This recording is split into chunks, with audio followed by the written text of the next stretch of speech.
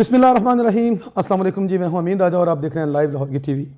अजीज़ दोस्तों, हस्बे वादा डॉक्टर मोहम्मद आरिफ सिद्दीकी साहब मेरे साथ हैं और एक इंतहाई बहुत बड़े मौजू पे आज हम छोटा सा प्रोग्राम करेंगे। मेरा आपसे वादा था और डॉक्टर साहब ने मेरे साथ वादा किया था कि अगर कोई ऐसा मौजू हुआ तो इंशाल्लाह हम बैठ के बात करेंगे। तो आज फिर उनके इंतहाई कीमती टाइम से मैंने दोबारा टाइम लिया।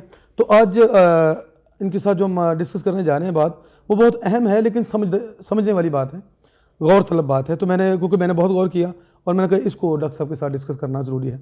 तो अस्सलाम वालेकुम डॉक्टर साहब। वालेकुम अस्सलाम। डॉक्टर साहब कैसे हैं आप? ठीक हैं अल्हम्दुलिल्लाह। डॉक्टर साहब, अभी मैंने चंद दिनों से सोशल मीडिया पर पढ़ रहा हूँ एक मतलब बिल गेट्स साहब, आपको पता है इस वक्त बहुत बड़े साइंसदान हैं और दुनिया के अमीर तरीन लोगों में एक अरसे से विराजमान है। उनकी फहरिस्त में पैसा भी उनके पास बहुत है और माइक्रोसॉफ्ट के हवाले से वो अक्ल भी बहुत ज़्यादा रखते हैं।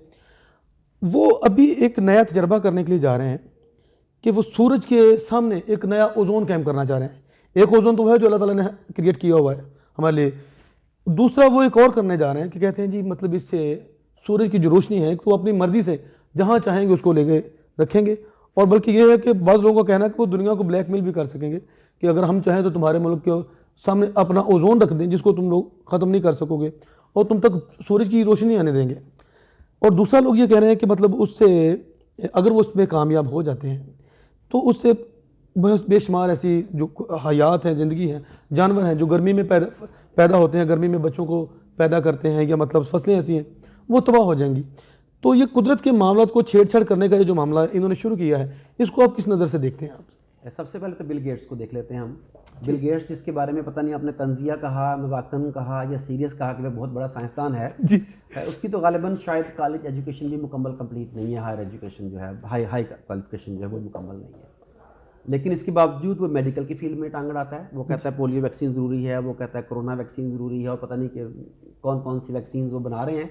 उन्होंने एक फाउंडेशन बनाई हुई है, bill and Melinda Gates foundation, जिसके ज़रिए वो इस तरीके के काम करते हैं।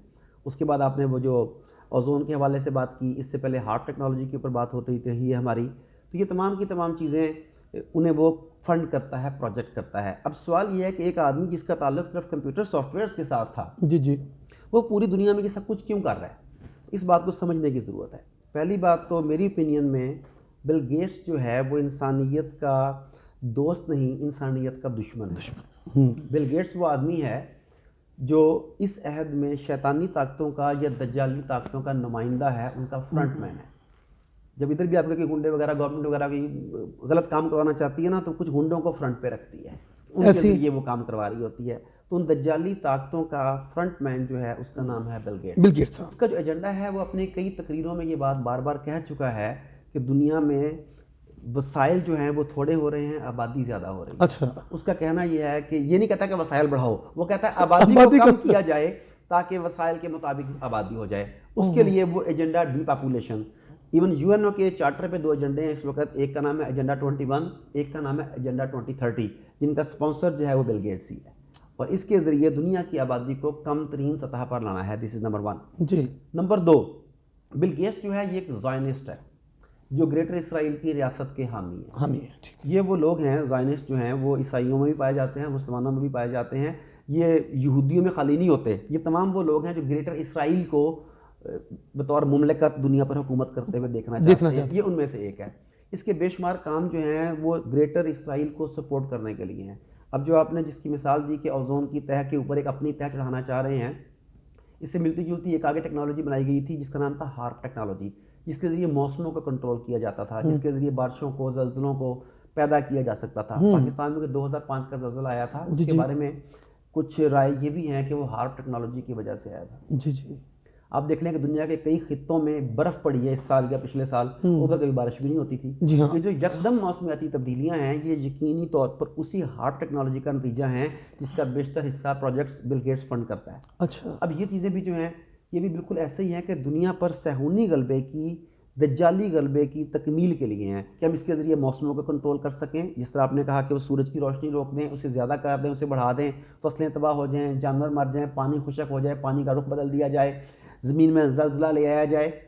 तो दर हकीकत बिल गेट्स को जो लोग मसीहा समझते हैं उन्हें बिल गेट्स के बारे में बाकायदा सर्च करनी चाहिए कि बिल गेट्स असल में है क्या? इसकी क्वालिफिकेशन क्या है। देखिए वो एक डिस्पेंसर भी नहीं है, एक डिस्पेंसर भी नहीं है जिसने मेडिकल टेक्नीशियन का कोर्स किया हो और वो आपको बताता है कि आपको कौन कौन सी वैक्सीन लगवानी चाहिए।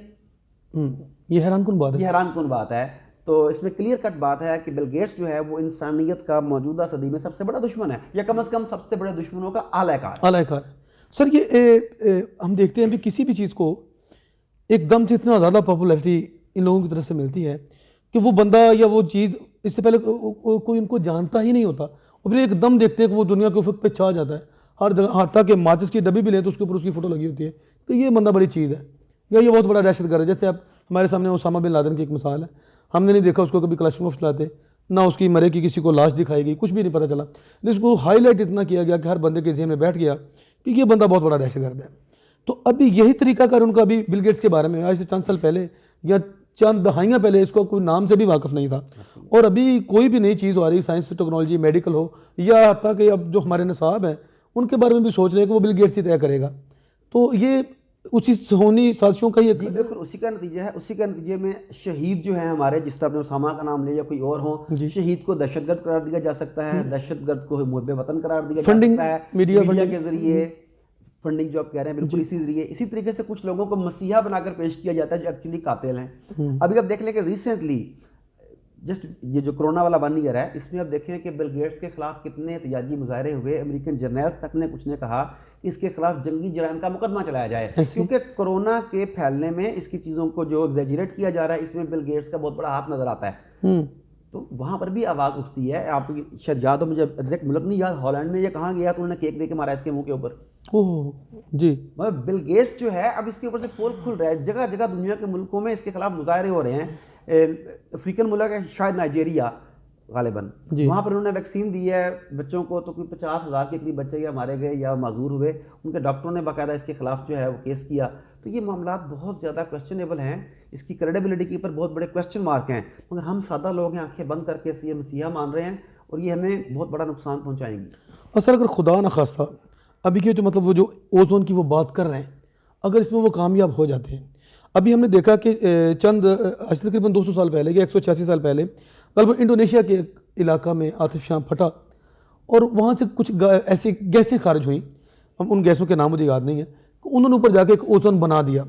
तो वहाँ पे मौसमियाती तब्दीलियाँ ये हुई कि तकरीबन 80 लाख से या लगभग 80,000 के करीब लोग मर गए ठंड से, क्योंकि ठंड इतनी पड़ी, गर्मी तो वहाँ पे आई ही नहीं, और जब सर्दी का सीज़न आया तो इतनी ज़्यादा ठंड पड़ी कि लोग सर्दी से ठिठर के मर गए और बेशुमार जनाज़ पैदा ना हो सकी।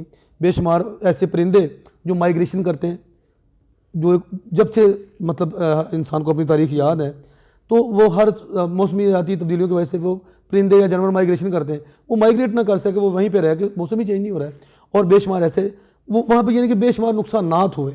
अब ये बंदा ये कह रहा है कि अगर हम ये करेंगे तो ज़मीन की हिद्दत कम करने की हमारी कोशिश है, और दुनिया आज से 200-300 साल पहले जो मौसम एंजॉय करती थी वो मौसम एंजॉय कर सकेगी। तो आपके ख्याल में खुदा न खासा अगर ये कामयाब होता है तो इससे इसके फ़वाइद हमें मिलेंगे कि इसके हमें नुकसान होंगे? मेरे ख्याल में कोई फ़ायदा नहीं है। अगर दुनिया की हिद्दत को कंट्रोल करना मकसूद है तो सबसे पहले फैक्ट्रियाँ बंद कर दें जी, आप जनरेटर्स बंद कर दें, आप AC बंद कर दें। जी जी, ऐसे देखिए ये सिंपल है, आसान है। उसके चीज़ें हैं ना बाहर जो हैं, जो AC काउंटर बाहर लगा हुआ है ना, वो हीट पैदा कर रहा है, जनरेटर है वो हीट पैदा कर रहा है, गाड़ियाँ वो हीट पैदा कर रही हैं, इंडस्ट्री जहाँ जहाँ पे चल रही है वो हीट पैदा कर रही हैं।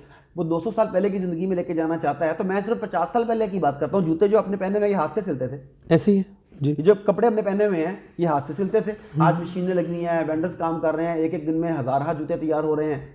तो मशीनें फिर जब प्रोसेस करती हैं चीज़ों को तो जाहिर है कि वो ऐसी ठीक है ना, गर्मी पैदा होगी सर। एग्जैक्टली। तो इसका हल तो ये भी है ना कि वापस जाना है तो दर हकीकत ये मौसमों पर कंट्रोल करना। देखें दज्जाल की जिन खसूसियात का रसूल पाक सल्लल्लाहु अलैहि वसल्लम से मंसूब रवायात में मिलता है, उसमें से एक ये है कि वो मौसमों पर कंट्रोल होगा उसका।